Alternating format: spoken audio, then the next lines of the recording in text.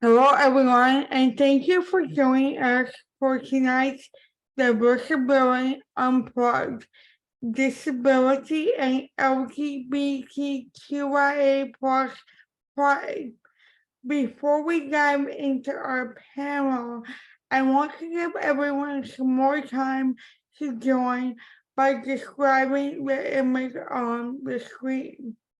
It is a white blue graphic with navy text and navy, teal, and orange gradient accent at the top with please keep mic muted in navy text. Below the gradient is navy text. Diversability Unplugged. Disability and LGBTQIA plus above 4 round headshots from left to right. Claire Raymond, she, they, student, and the areas he, him, diversity and policy, SME, Susan, she, they, student, freelance journalist, and Kate Coleman, he, him, transgender advocate, educator, consultant. Below the pictures to the left is a navy banner with white font that reads moderator Mary Fascist, she, her, DLC community manager Diversability, along with a round picture of her. To the right of the banner are the words, join our online community Diversability Leadership Collective, https://diversibility.mn.co. There are two logos lines at the bottom. From left to right, it reads Diversability and Interpreter Now. And now, without further ado, let's begin. Hello, everyone, and happy Pride Month. Thank you again for joining us. My name is Mary Fascist. I am a North African, West Asian, Lebanese-born woman with light brown skin, dark curly hair, wearing a yellow top, glasses, black headphones, and speaking into a black microphone.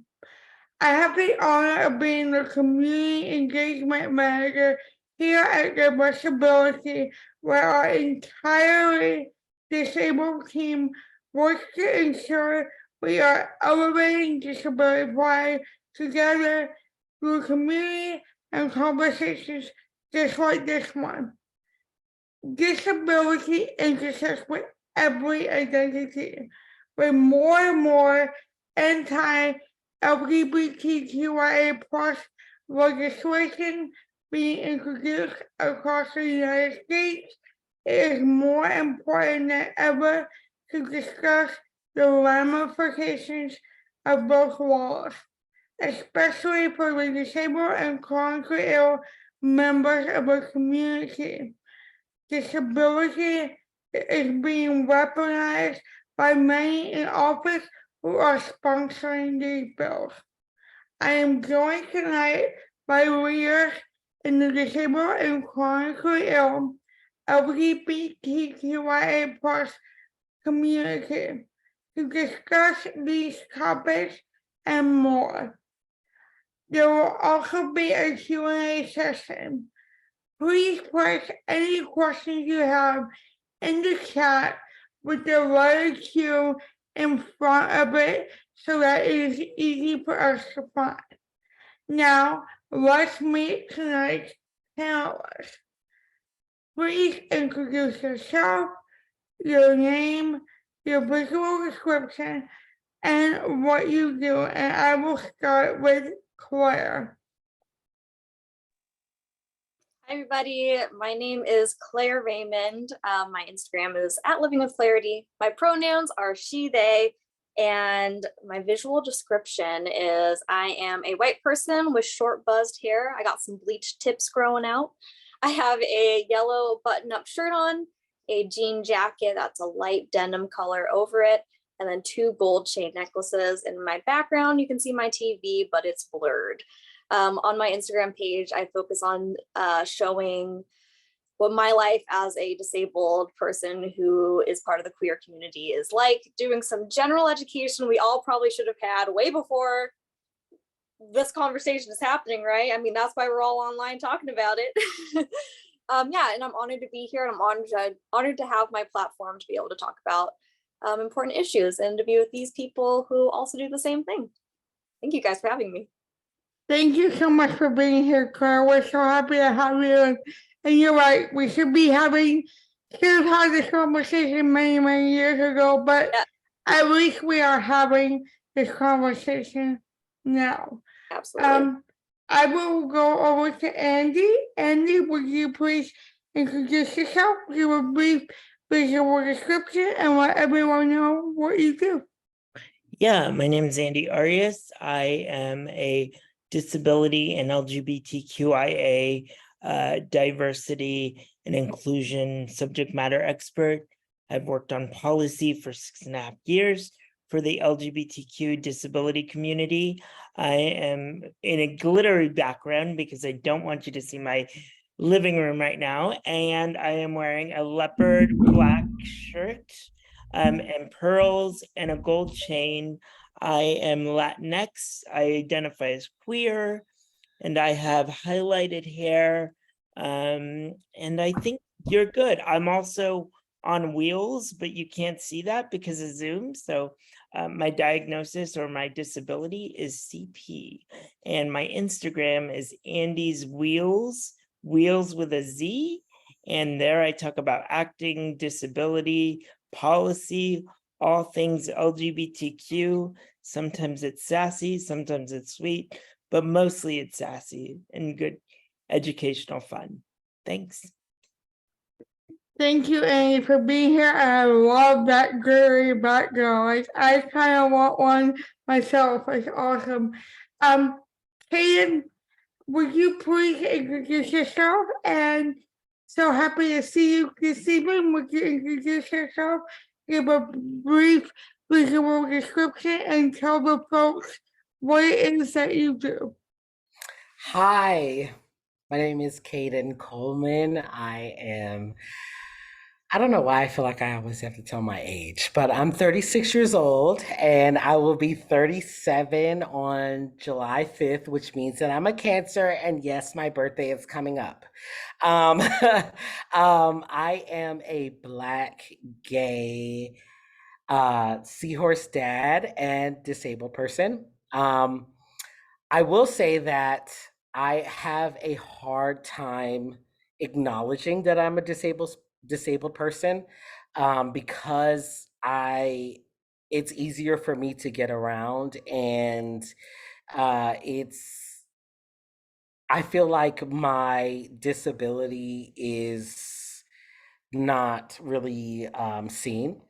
So a year ago, in March of 2022, I had knee surgery, which has put me in uh, a crazy amount of pain. I was in pain before, but now I'm in way more pain now, which has made it very hard for me to get around. I also was diagnosed last year with renal cell carcinoma, which is cancer that is located in my kidney, which is going to result in me being having a part of my kidney um, resected, which could also result in me losing a kidney. I am a transgender advocate and educator, and my goal with my advocacy and education is to provide equity and inclusion for trans people, and also specifically for Black and brown transgender people. So Oh, glad. so wait, pause. I also have two daughters. I have a almost 3-year-old. She'll be on July 21st. Journey, and I have a 9-year-old who will be here tomorrow morning. I'm so excited. She's going to be here tomorrow morning. My oldest daughter, Azalea, who is my firstborn. That I gave birth to both of them, by the way. So glad you're here, Kate. Thank you so much. Thank you. Susanna, would you introduce yourself, give a bigger description, and all of that? Hello, my name is Susanna, and I use she, they pronouns. I am an East Asian person with medium length dark brown hair with some green highlights towards the end. They're fading very, very soon, and I should get them renewed. I am a Chinese Canadian student currently studying at University College London in the UK, where I am involved in a lot of disabled students advocacy organizations, and also notably the National Student Pride at the UK, which is the largest annual event run by and for queer students across the UK. Well, I am autistic, that's my disability, and it is my pleasure to be here today and meet everyone. Thank you so much, Susanna. We're gonna dive into these questions because we have some pretty good questions this evening, and we want to make sure we have time for everyone to answer them and elaborate on their answers. Hey, I'm gonna start with you. What does LGBTQIA pride mean to you, and how does that intersect with your identity as a disabled person or person with a disability? You mentioned that you were having a hard time with the identifying as a disabled person. So now that you're at that intersection of disabled and trans, what does LGBTQI pride mean to you? And like how does that intersect with your identity now as a disabled individual? I'm going to be honest with you. When I talk about my identity and the intersections of my identity, 9 times out of 10, I leave out the fact that I'm disabled. And the reason why is because one of the intersections of my identity, well, the main identifier for me is being Black. And as a Black, trans, gay, disabled person, my identities are often questioned. And what I mean by that is when I say that I'm disabled, just like when I said that I am neurodivergent as somebody who struggles with ADHD and possibly autism, my identities are often questioned. People are always like, oh, he's only saying that because he wants more money or because he wants to seem more to be able to play the victim. So I usually leave out the fact that I am disabled. To be honest with you, what made me recognize that I was disabled was that I needed to move from the 3rd floor of the same apartment building that I live in now to the 1st floor. And I needed somebody to help me move to the 1st floor. And my friend was like, I'm going to help you. And when they made the post, they were like, a disabled transgender man needs help. And my first response was, whoa, I'm not disabled. And he was like, yes, you are, Caden, because you can't get from the 1st floor to the 3rd floor. without being in pain. And I was like, what do you mean? Despite the fact that I was moving from the third floor to the first floor, because it was difficult, I could not get myself and my child up to the third floor. I did not want to acknowledge the fact that I was disabled, because to me, being disabled meant that you were in a wheelchair, or you needed a walker, or you needed an assistive device. And I felt weird and uncomfortable saying that I was disabled. So now, for me, pride means acknowledging every single intersecting identity that goes with me. And that also includes that me being disabled. I am in pain every single day of my life. I cannot get around the way that other people can. I need different types of things to be put in place for me to be able to do the things that normal people can do. And so pride for me means acknowledging that I am that person, and that what it also means is acknowledging that I was not acknowledging the intersecting identities of other people until it became me. Hmm. I'm gonna leave it right there.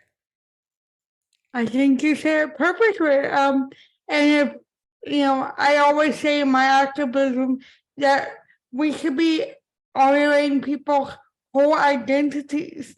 And until we meet people at their intersection, we will not move forward.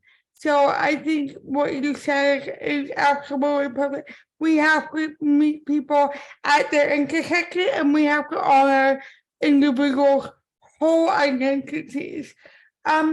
Susanna, would you like to chime in? What does LGBTQIA pride mean to you? And how does that intersect with your identity as a disabled individual? I actually resonate a lot with what you said, Kaden, because I have invisible, less visible disabilities as well, and I often feel like I need to justify that I am disabled.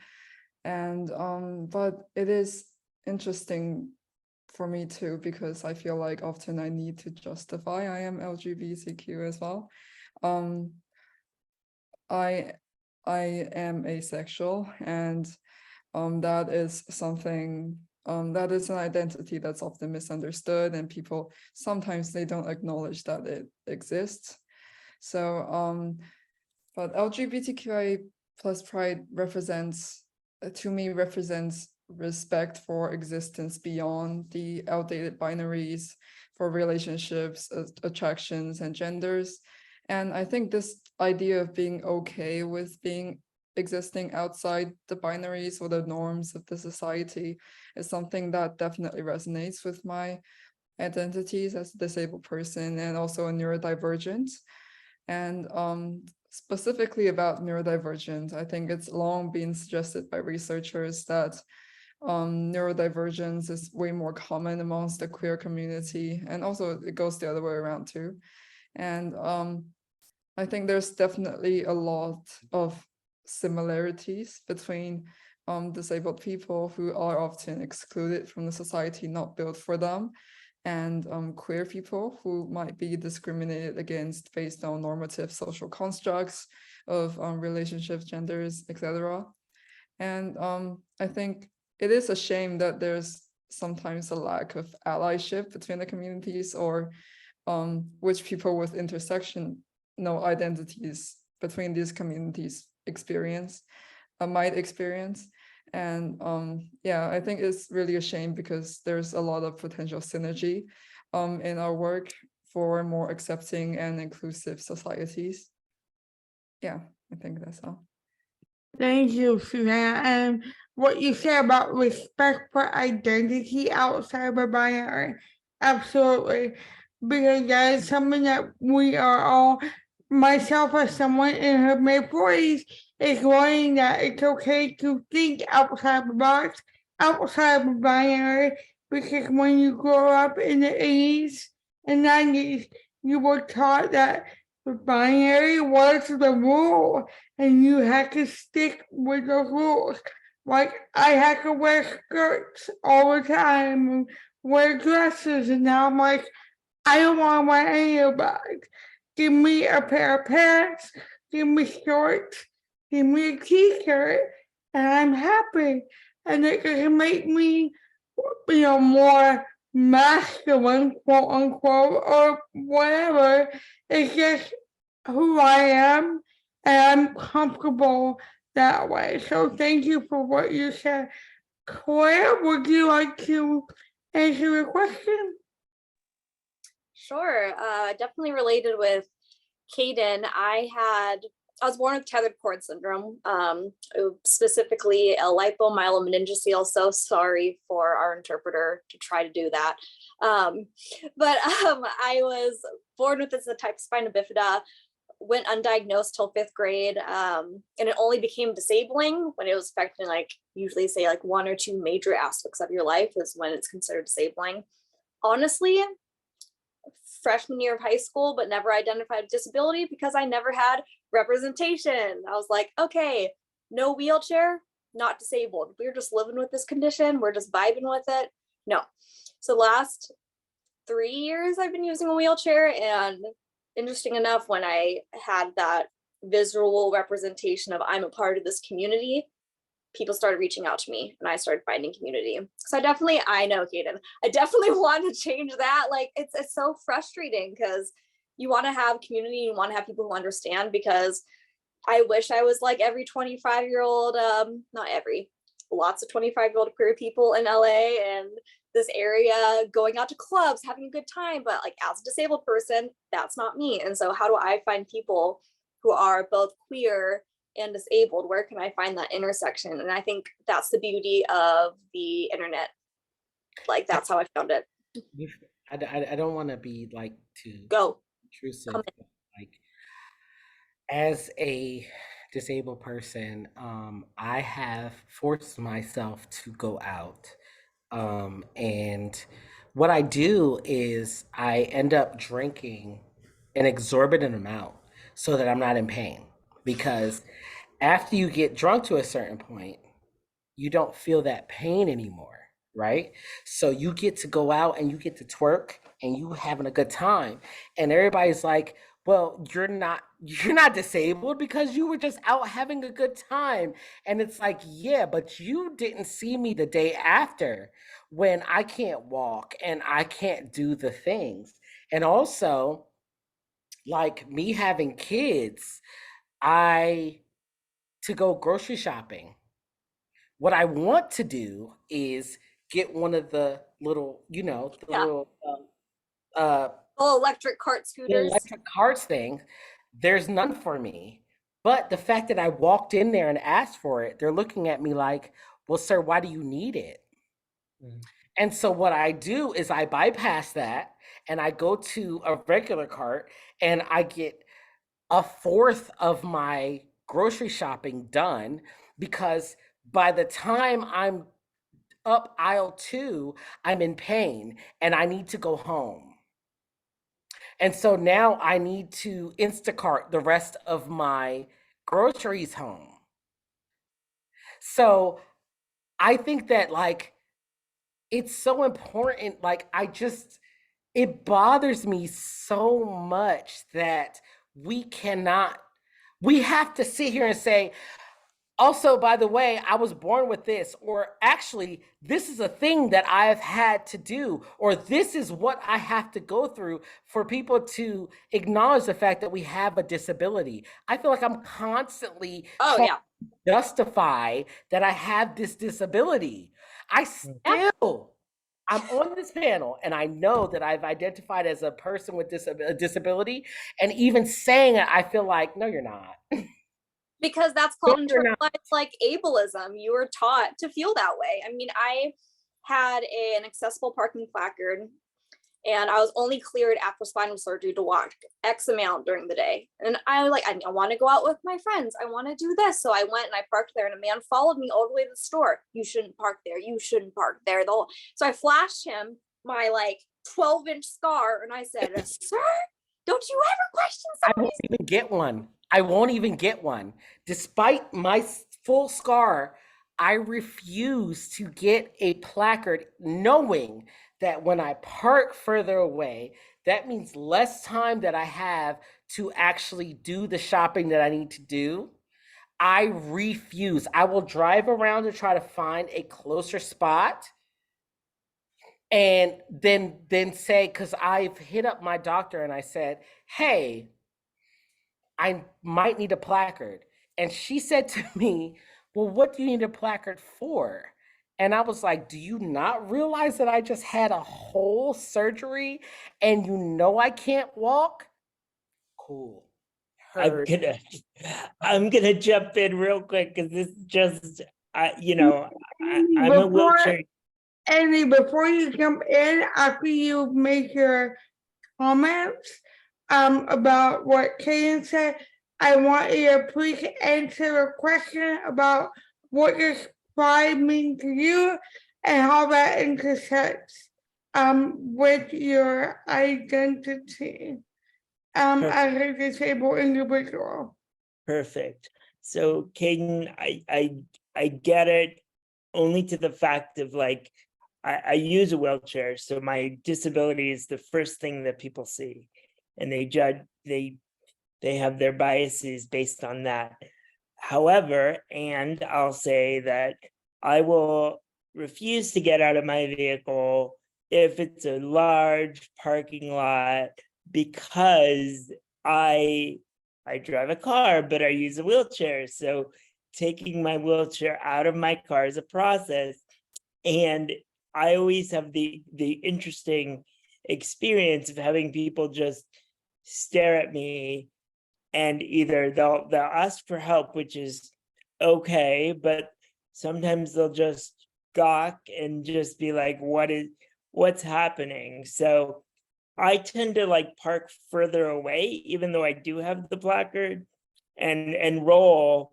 That way I don't get the moment of like, what's going on with you, sir, or ma'am, however they want to address me. Because even though I go by him, I get she all the time. And I just say, whatever your experience needs to be is whatever you're going to do. So as far as my intersections of disability and LGBTQ and how that affects me or how I perceive that, I'll be really honest with everyone who's listening and say that I had to deal with my disability first and foremost because I was born with CP.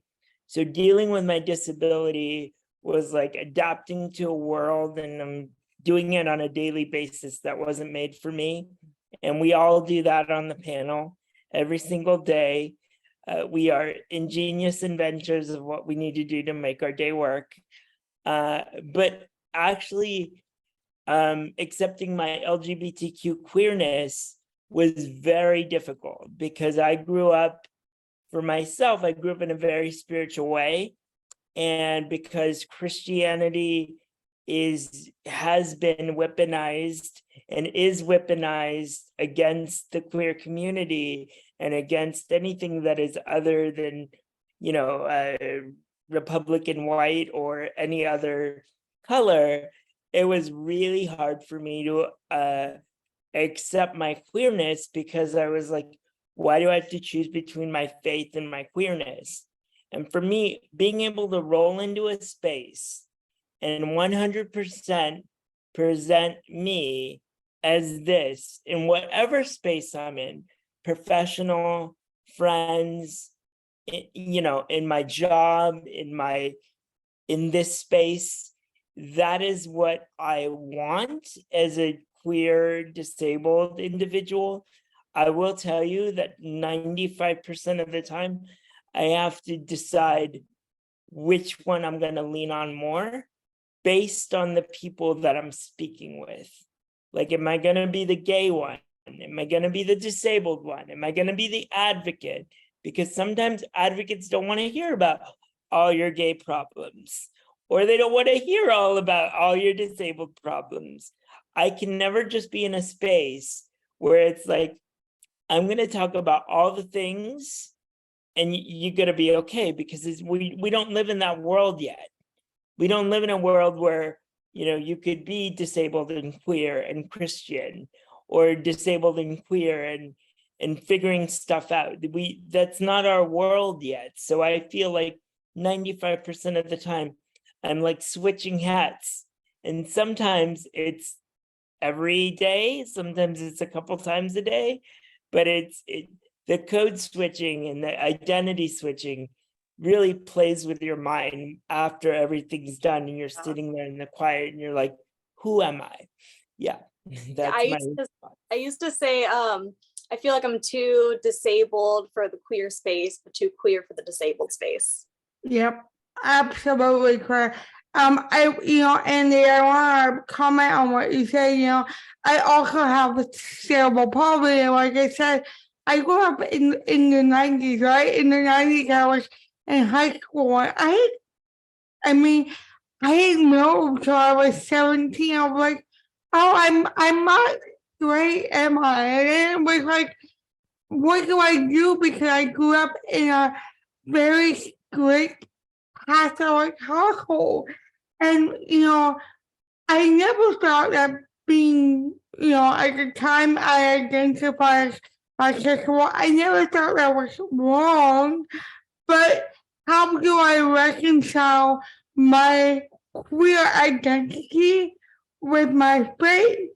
And as a 45-year-old, I still have not reconciled my faith with my queer identity because I did not publicly come out until 2 years ago. And I'm grateful that all of you are so vocal and advocating, because I want young disabled people to say it's okay for me to be all of who I am and identify that way, so they're not 42 years old and just coming out.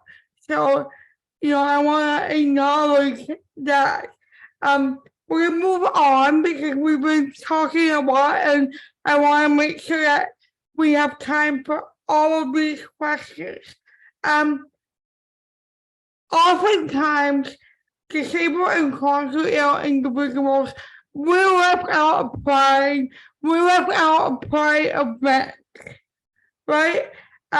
This happens every year. So why do you think that is? What can be done to change that?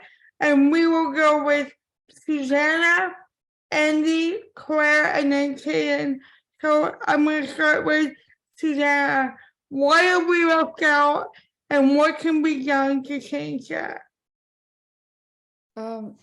Yeah, I think I speak from the event planning community committee for a Pride event.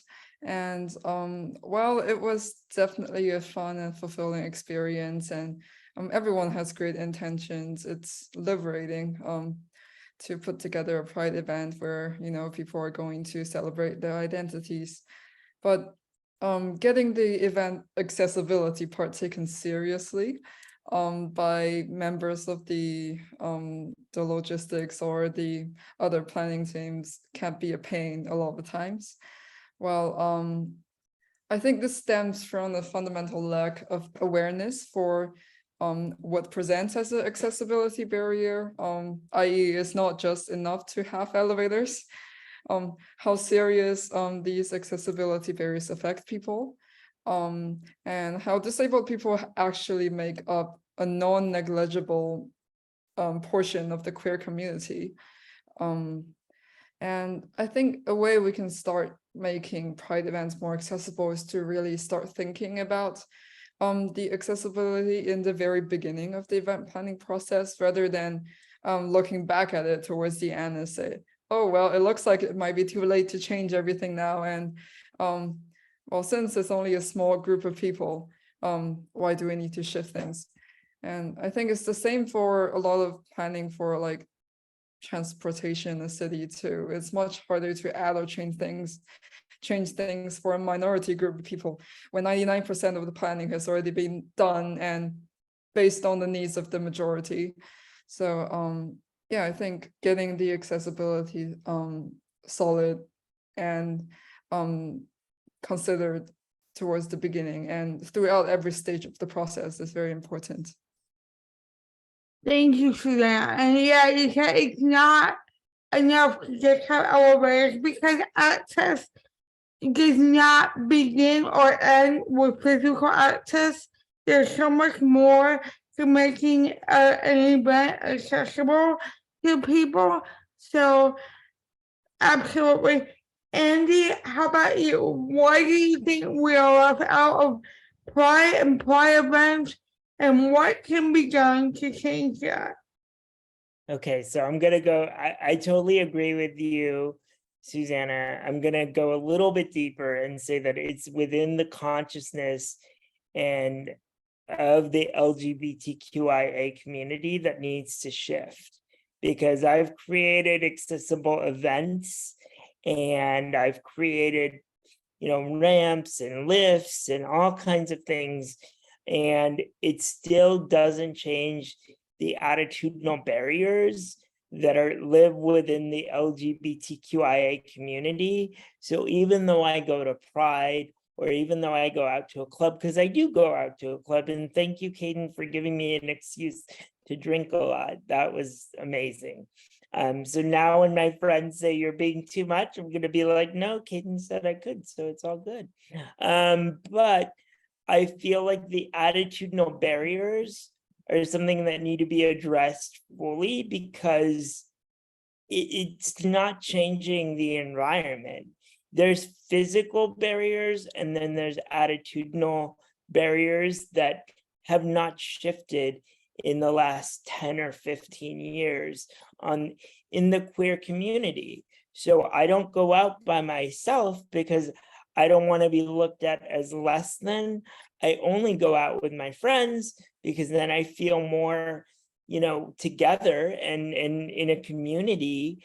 But I feel like once the perception shifts in the LGBTQIA community, then we'll have pathways to true access not only physically, but access to belonging. Because I still don't think that B is there within our community. I think it's like, oh, we'll create access for you because it's a legal thing, but we don't really want you in our space. Like it's cute that you're going out, but we don't need you here. We actually don't want you here. So so that attitudinal barrier needs to shift, really. I agree 100%. We are not moving forward because we don't, the end goal is collective liberation, and there is no queer liberation or collective liberation without disabled and chronically ill individuals. We will never achieve collective liberation unless we include everyone. So, Claire, what are your thoughts? Like anything, we need to be in the conversation regarding this. They could say, oh, well, it's accessible. And then you show up and, my friend went to a Pride drag night dinner and they had an accessible area, but from wheelchair height, the bar on the railing was in her face. She couldn't see the entire performance because there wasn't a disabled person involved in that. And so I think the beauty of this next generation of disabled people is having people like disability consults that you can hire this person. I'm a professional disabled person. I will come in, look over your event so no one will have issues and everyone's going to be happy. It's just stuff like that because I'm scared, or not scared. I've been hesitant to go to LA Pride because I've heard horror stories from disabled people, like actual horror stories where I'm like, is it even worth wheeling my butt up there for it not to be an enjoyable experience for me? But it's like that in any situation we go into where we're not sure what we're going to be running into. Luckily, Orange County Pride this year, which is this weekend actually, if you're in California, they have on their map accessible bathrooms listed. I have never seen that before, but I immediately clocked it because it's difficult to find the amenities that we need at anything, and we're people too. We got to go, and I would love a direction and where to go. And so I think I could tell a disabled person was in the conversation just by that, and made me want to support the event even more because they have people that are looking out for me, an Orange County resident who has a disability and is queer. I felt invited there, so I'm going to come. I'm going to spread the word. It's like the more inclusive you are, it's the more people you're going to get drawn to your event. Yes, absolutely. And before you answer the question, Katie, just a quick note. I am hosting Pride Our Way this weekend. It is a virtual Pride event for the disabled and chronically ill. There will be captions, ASL. We're having an accessible drag show, a virtual drag show. It will be Friday, June 23rd and June 24th. You can go to prideourway.com for more information. And we are going to have a wonderful time. We're also going to have a virtual photo booth. So we're going to have a Pride experience that is inclusive and like no other. Hey, what are your thoughts? Why are we without a Pride events? And what can be done to change that? You're muted, Kaden. We are left out of Pride events the same reason why Black people are left out of Pride events. And this is why this is so important. Pride events are catered towards cis, heteronormative queer people, right? And we know this, right? So the few events that are catered towards people of color, right, who are queer, we have those moments, right? But when people ask me, because I get asked all the time. So I live in Houston, Texas, right? So our Pride is this weekend coming up, the last weekend of the month. And everybody's asking me, are you coming to Pride? And my response is, it depends on how much walking we have to do, right? Because I know that regardless of whether I want to bring both of my kids, if we have to do a lot of walking, I cannot participate. And you're not providing me with a buggy or like a wheelchair or somebody who's going to wheel me around or any of that.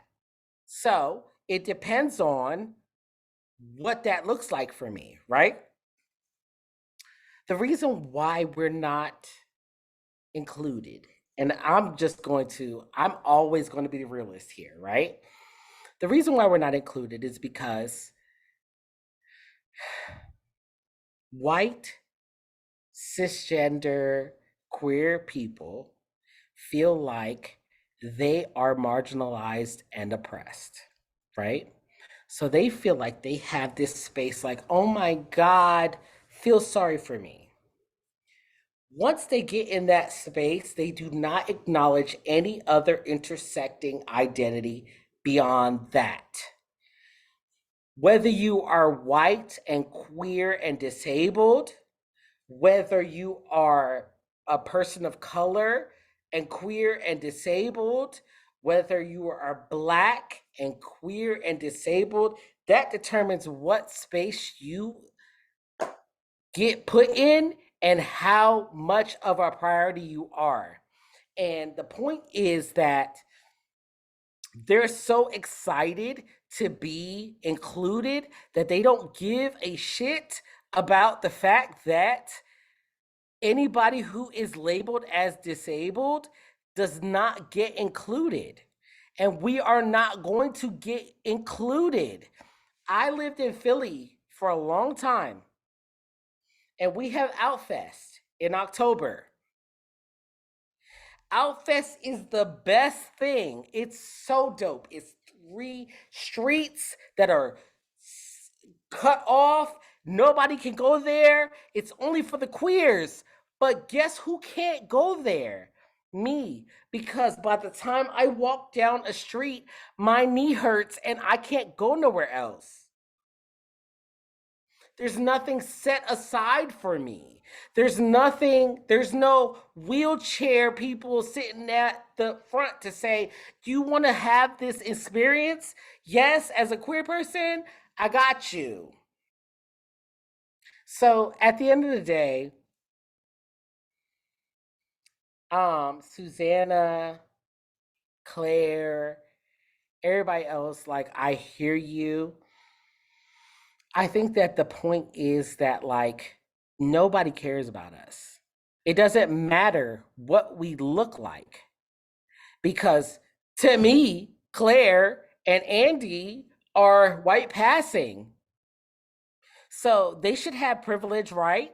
We should be looking out for them, right? But they're still not looking out for us. Susanna, me and you, we are of color. You got your, you're Asian, I'm Black. And I know we're not the same.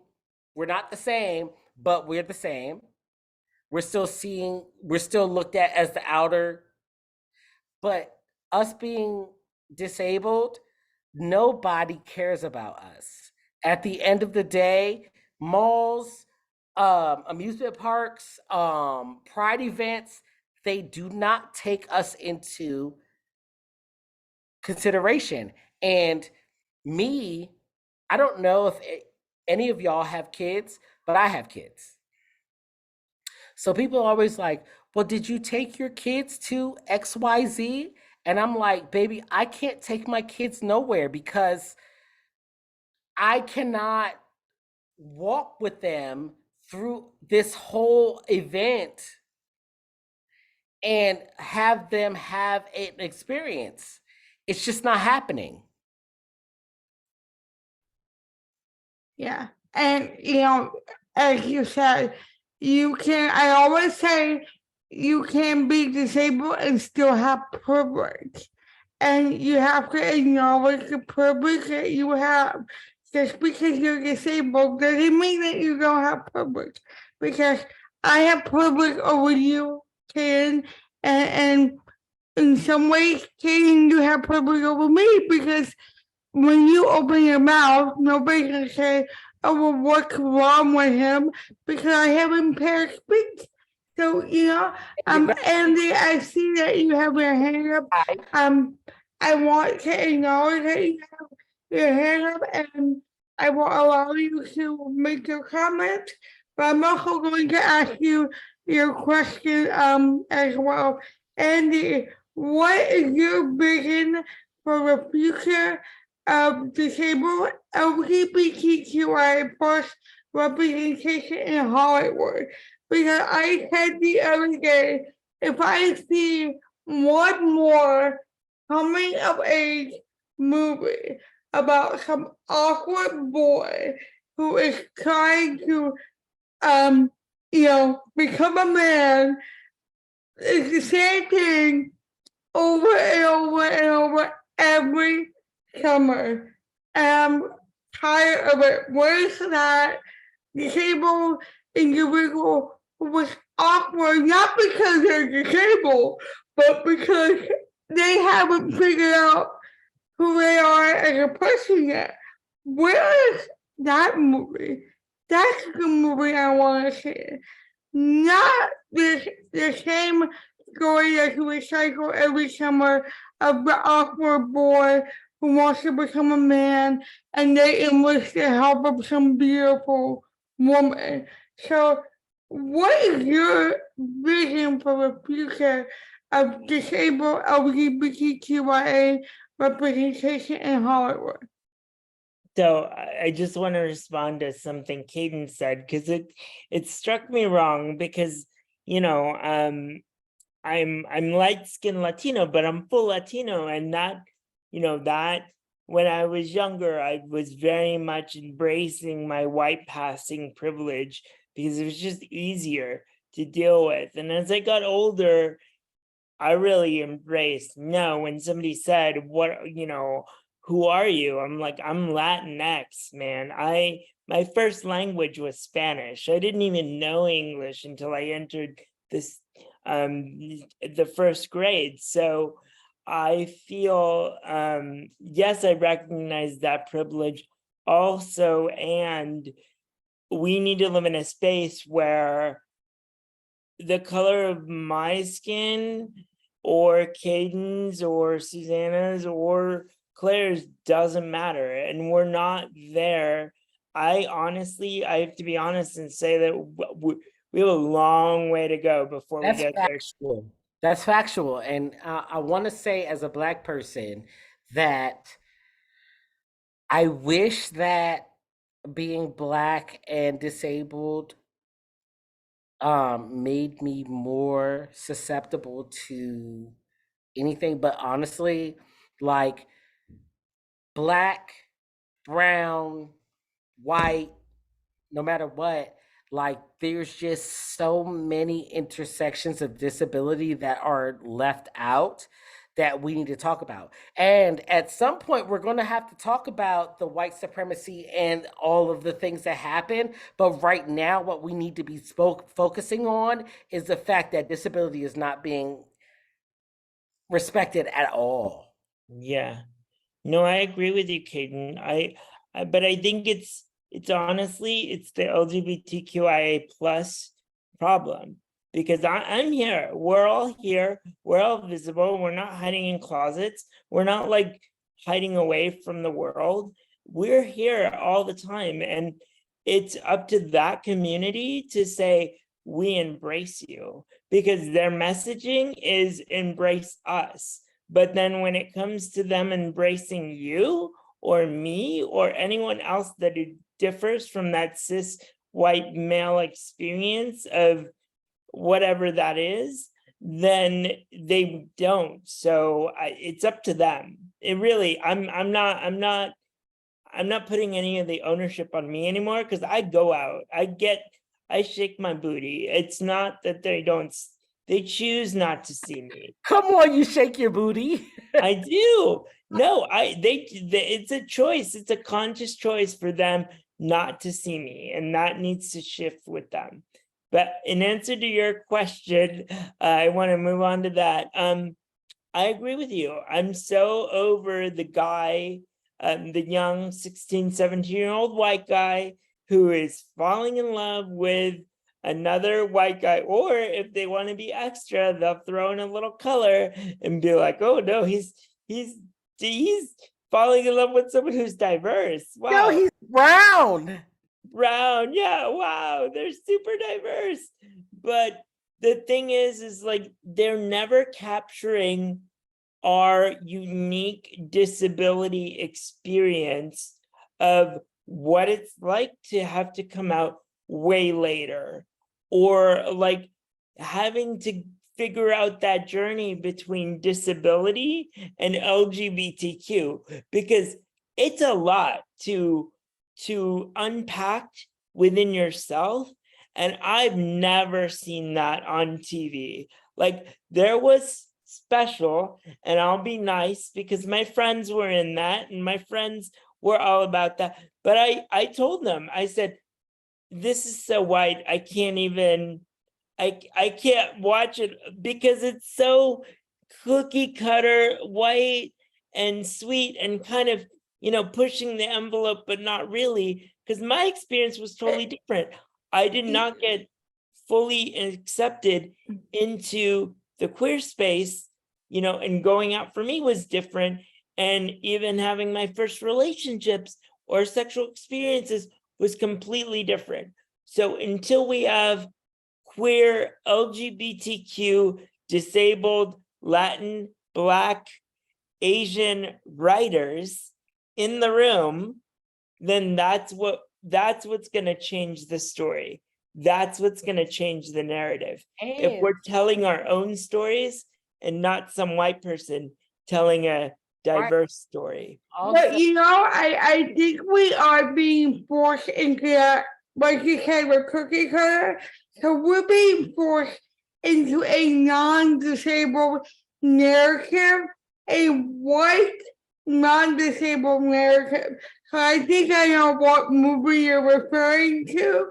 And it was just, you know, like that could have been non-disabled people in that movie.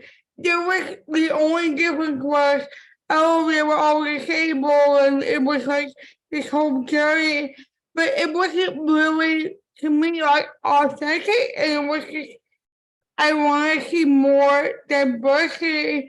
You know, I am very into like movie writing and script writing, and I'm like, you know, I want to see the brown disabled girl from Lebanon who, you know, grew up and grew up in this home and didn't realize she was queer until, you know, later on. Like I knew at 17, but it didn't come out. Like I want to see that. I want to see that evolution of a character who is not white.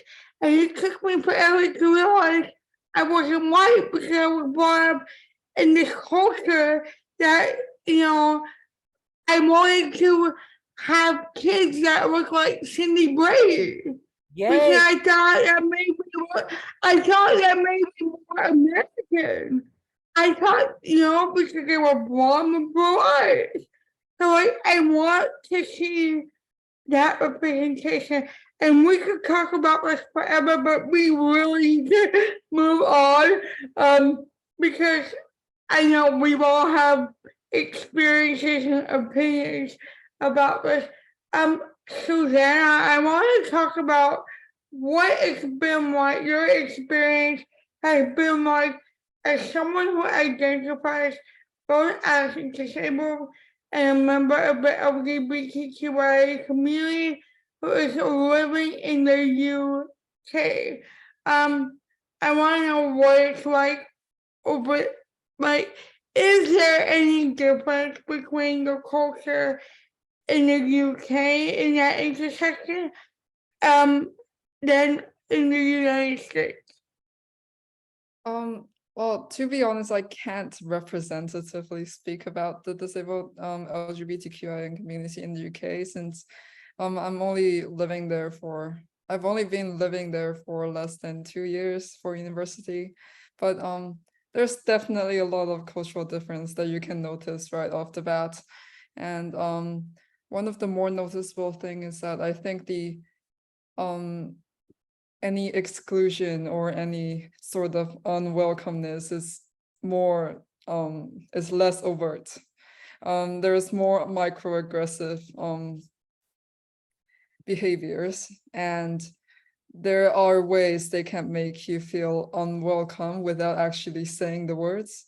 I'm not saying that about everyone in the UK, of course. The majority of the people I've noticed are lovely, just like in LGBTQIA spaces.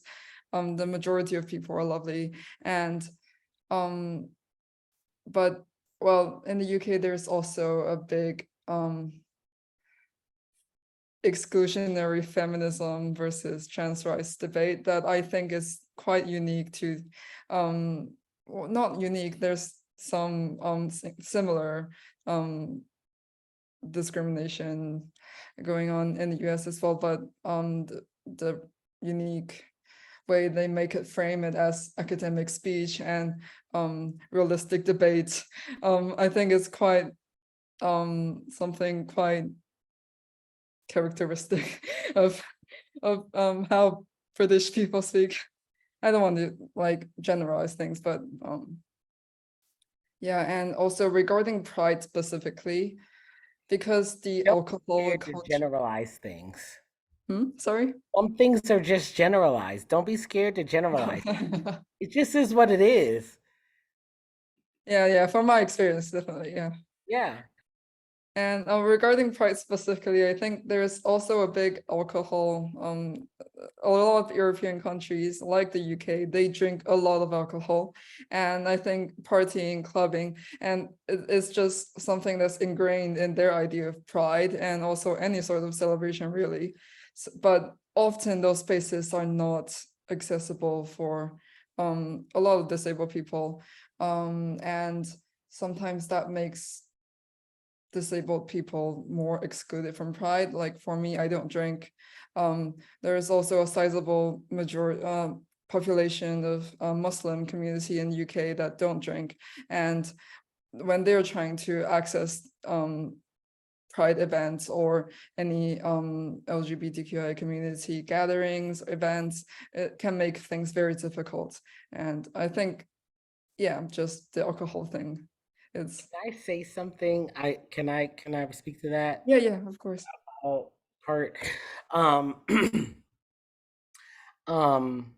I had decided that I was going to be sober for the whole month of June. And now that it's Pride, I got a Pride,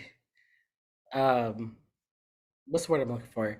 A Pride, basically somebody sent me some things, right? PR package. Thank you.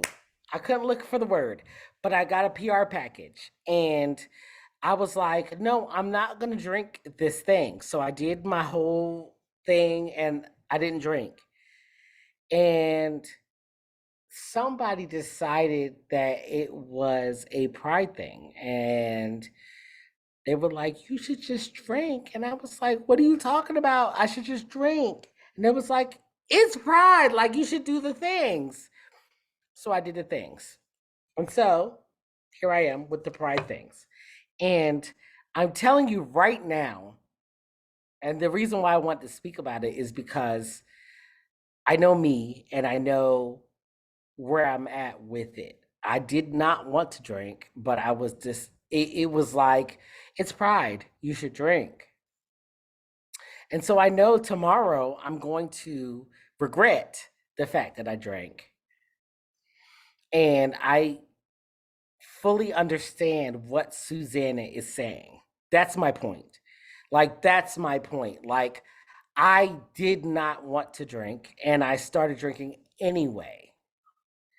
And I'm not like drunk, like, oh my God, I can't get myself together. But also, I didn't want to drink at all. But because it's pride, I felt inclined to drink. And as somebody who is a disabled person, honestly, and I don't want to drink, I don't want people to invite me to drink, because I'm going to tell you why, and I'm going to be honest. The reason is because as somebody who's always in pain, I'm always going to take the route of drinking because I'm not going to feel that pain anymore. And when I say that I don't want to drink anymore, you should respect that. But people who are disabled, we don't get respected in those spaces. It's like, girl, you didn't feel that pain that day, so drink again. And But see, that's what we talk about, like access, right? So like access needs being able to have a space that is alcohol free, because so many of us live in pain every single day, and we try to find ways to deal with our pain. And I want to circle back around to something that Kaden said, or a couple other people said about, well, I don't look disabled, and I felt like, you had that imposter syndrome. Well, I'm chronically ill, and people only see my physical disability. They don't acknowledge my chronic illness and that I'm in pain every single day, and that I have horrible chronic fatigue. So it goes back to seeing people and honoring their entire identities. Claire, you mentioned on social media about lack of representation growing up, and if you have lack of representation and you're so young, imagine when I was growing up, there was absolutely none at all. You talk about your first date with your partner and coming out to your parents. Talk about that journey because that is something that I never experienced. Being able to come out at a younger age. So talk about your experience, if you will. Yeah, so I grew up in Orange County, California, which is a more Republican-centered area of Orange County. So representation was straight and white. That's it. You're either that or like, ooh, you're not going to make it. Good luck. And so, for me, most of my high school years were spent in and out of the hospital for spinal surgeries. It's like, this is the last one, we promise. Now I'm like 13 and I stopped counting. But I didn't have time to think about anything but survival at that point. Like, if I just can mentally get through this, I'll just be back to being a normal high school student. Well, it turns out that never happened, and I just kept on waiting for it. But I did not have community. I ended high school with like 2 close friends that stuck by me through everything, and no one else. I don't blame those other kids though, because I was going through some complex shit. And they couldn't, understand it. I couldn't understand it. So how could I expect them to understand it? So it actually took me exiting high school. I had about 2 years of stability with my health. And I started putting all the strings on my cork board about, oh, all those feelings have been gay feelings this whole time. Apparently you're supposed to feel like a physical sensation called butterflies when you like someone. Didn't experience that till my 20s. It wasn't there. But also I am demisexual. So my friends had crushes through high school. I didn't. I have to have that emotional connection first. I walked in my first Pride parade and walked in my last because now I use a wheelchair. And that was such a beautiful moment for me to actually do that. Kaden, don't worry, we laughed through the hardships. Okay, it's fine. Trauma bonding. No, I think that, okay, so let me be real.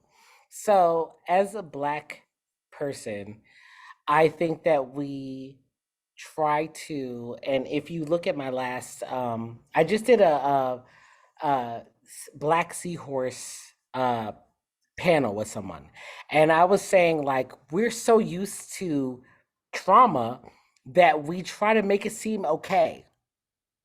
And it's not okay. It's not okay. It's okay. I do it too. I do it too because my friend will say, "Oh well, you're really good at like keeping secrets." I said, "Thanks, it's the trauma." I'm a Trauma's not okay. Trauma's not And okay. I can't. But the fact that we did not get to experience certain things is not okay. So the thing is that I rolled in my next Pride. I rolled in it. I was in my wheelchair with my whole gang. Like, we made it work still. Here's the thing. We are going to make sure that next year, we can't do it this year, but next year, we, me, you, Claire, Susanna, Andy, I can't think of your name right now off of my top of my head. Why the fuck is your name not coming into my name? You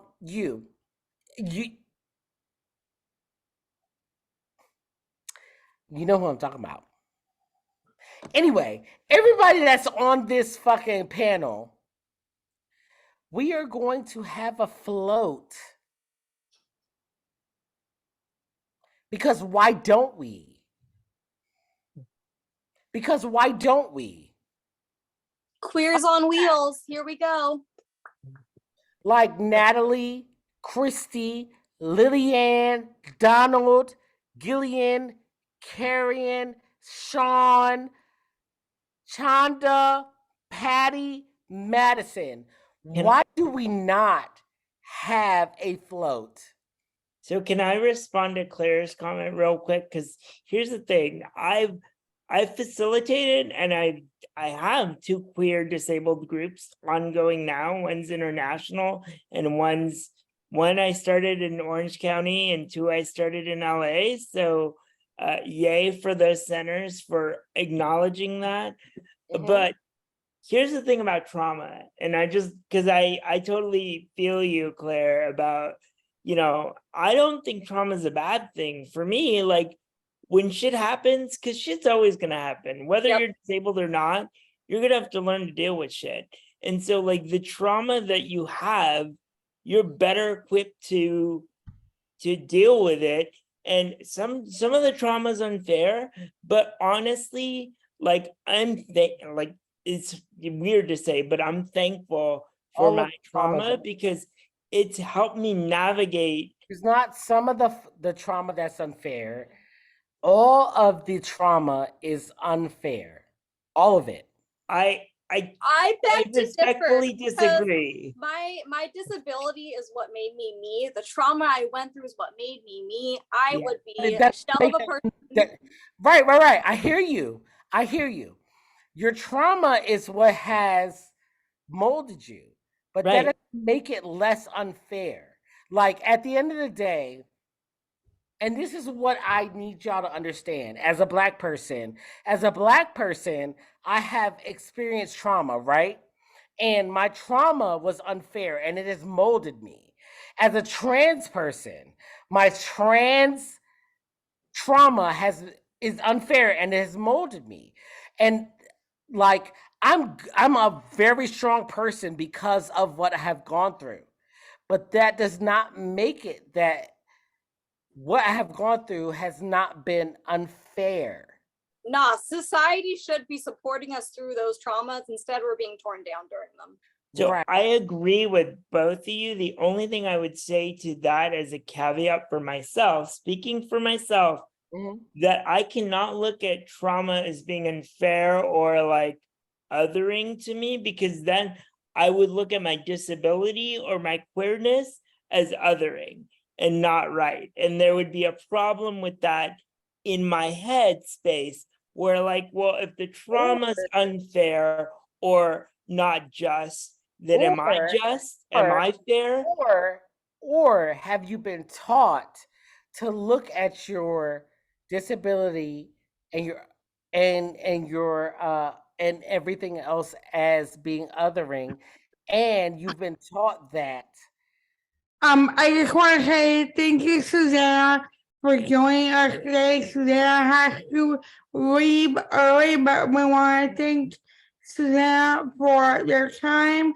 Thank you so much for joining us on this panel, and it was a pleasure having you on the panel this evening. Thank you, you. everyone. Susanna. Nice to meet ya. Yeah, nice to meet you. We have We're about over here trying to unlearn some things. 15 minutes left, and we still have some questions to go. I want to make sure that everyone has a fair chance to answer their questions. Claire, were you done answering your question before I move on to the next question? No, I can just wrap it up. Being in Orange County, I'm in a mixed race relationship. We are both disabled, we're both queer. And so she did not kiss me on our first date because she did not feel safe to do so. She said, I want your first kiss to be the magical one that you wanted. Because again, had a lot of stuff happen in high school. My first kiss was in my 20s. Is she And- black or what is her race? She's Latina. Okay, got you. Okay. She's a beautiful Latina woman. I feel that. I love her so much.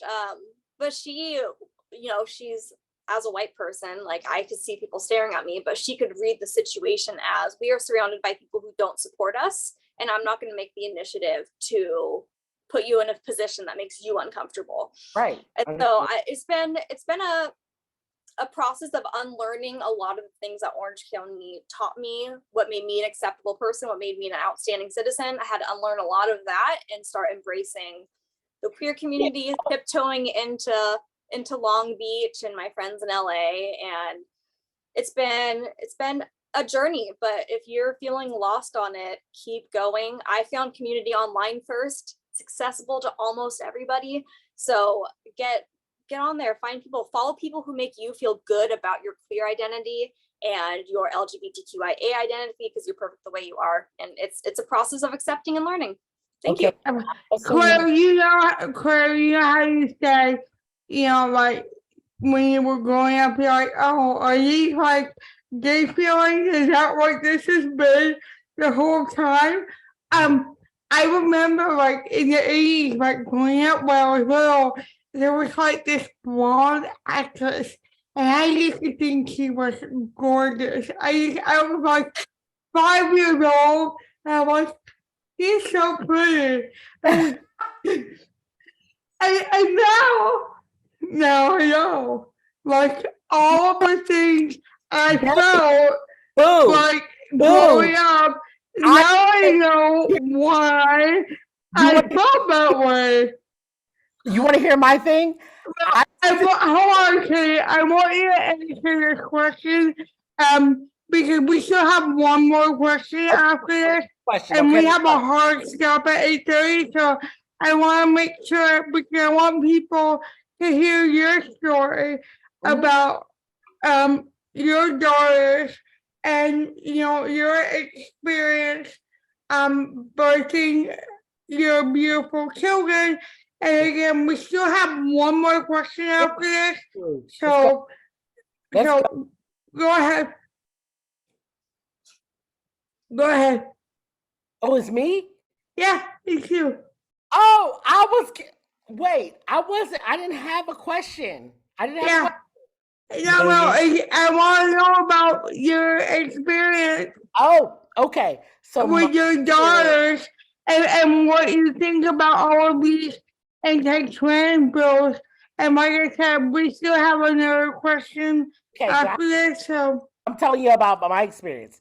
So my experience as a trans man was I didn't get listened to.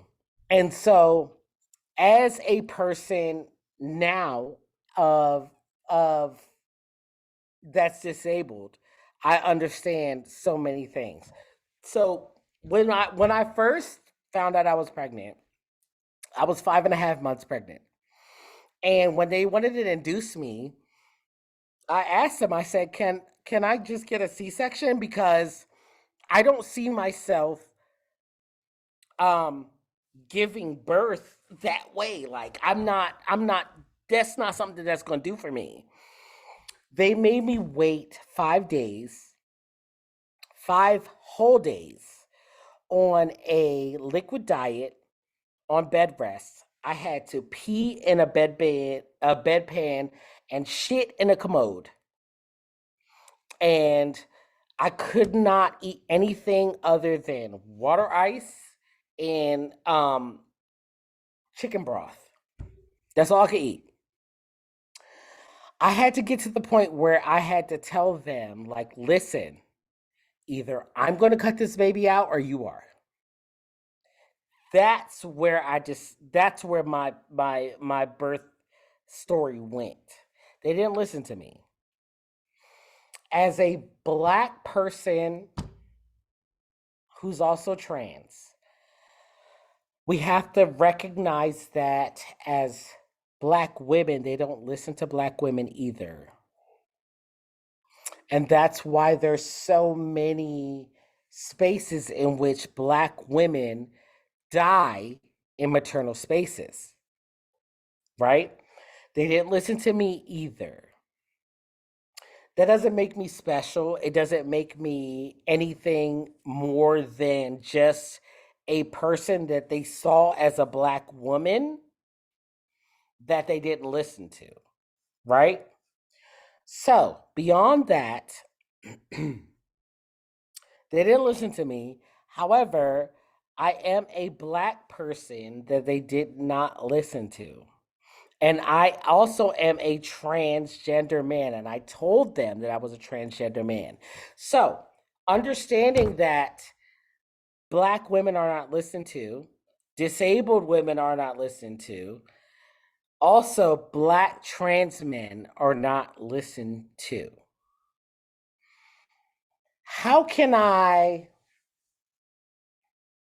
give a space where we're listened to? I can't. All I can say is that understanding that Black women are dying at disproportionate rates in maternal spaces is also understanding that Black trans men are in that same space because they don't see us any differently.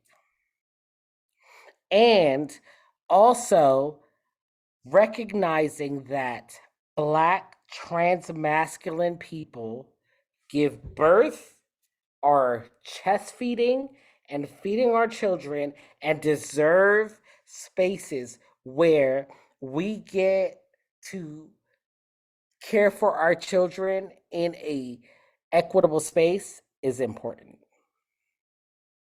Absolutely. And they don't listen to women of color, disabled women of color either. Speaking from my experience, when you're in that space, they don't listen. Claire, I'm gonna go to you for this very last question. It is a question from the chat as we wrap up this evening. How can you navigate both ableism and homophobia when they overlap? Oh, yeah, Andy too. I'm like, Andy, if you got the answer, I'm still looking for it sometimes. Well, if either one of you, if you'd like to answer that before we wrap up this evening. And I know it's hard to keep your thoughts brief because Oh no, I'll be brief. Yeah. this is a whole other conversation that we could have. Yeah, Go ahead. I'm gonna let Claire. Go ahead, Claire. Yeah, I think it's just one step at a time and navigating one space at a time. I think it's difficult when they overlap, obviously, because inaccessibility and then homophobia, you're dealing with a lot of overlapping factors. But for me, I just try to focus on myself, give the energy to people who uplift me and not to people who don't, unless it's to roast them in some funny reel, then I'll do it when it benefits me. But I try to just not pay it much mind, use the privilege I do have to hopefully make change. And what we all do on social media is educate, so we can have people not be ableist and homophobic. Agree. Andy, you have a very quick response to that? Yeah, I will say this, that the easiest way to deal with it when it intersects or separately is to not give two shits and just live your authentic life, because people are going to have those perceptions of you regardless. They're gonna think you're too disabled. They're gonna think you're too queer. You're not gonna fit in spaces. So trying to deal with the other people's perception of your queerness or your abilities, it's a losing battle. The only thing I will say about that, when there's movement to be done, whether through educating through social media or through accessible pathways, then do that. But I refuse now to bust open the door anymore, because when people have stupid questions about my ability or about my queerness, I just tell them Google it. If you really want to know, Google it. There's no excuse. Absolutely. I'm big on a Google. Yes, Google. I get to a point where I get frustrated as well. I just don't. I might. Well, here's my Venmo if you would like to pay me for my time, because I charge people a lot of money to educate them about these things. So I understand where you're coming from. I want to take a moment to thank Susanna and Kaden and Claire and Andy for this amazing conversation. When we were putting together this Unplugged, I knew how incredible this conversation was going to be, and I was so excited to get to moderate this conversation. Thank you all for tuning in. We have these diversity unplugged conversations every month. If you sign up for the Diversibility Leadership Collective with any paid plan, you get 1 week for free.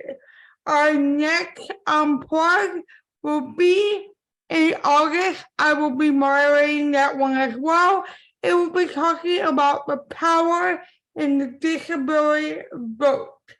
Members of the DLC, the Diversibility Leadership Collective, get free access to the events.